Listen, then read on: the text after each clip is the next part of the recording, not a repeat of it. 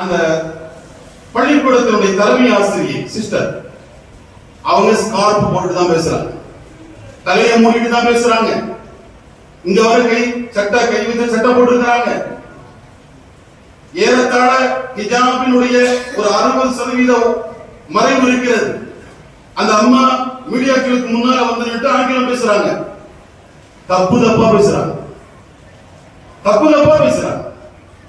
அதே நேரத்தில் ராகுல் காந்தி கேரளாவுக்கு வந்திருக்கிற போது ஒரு 14 வயசு சிறுமி இஸ்லாமிய பெண் ஹிஜாப் அணிந்து கொண்டு அவர் பேசுகிற ஆங்கிலத்திற்கு மலையாளத்தில் மொழியாக்கம் செய்கிறார்.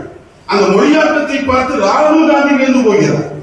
இந்த 14 வயது பாலகி இவ்வளவு அழகான ஆங்கிலத்தை புரிந்து இவர் மொழியாக்கம் செய்கிறார் என்றால் இவர் எப்படிப்பட்டவளாக இருக்க வேண்டும்?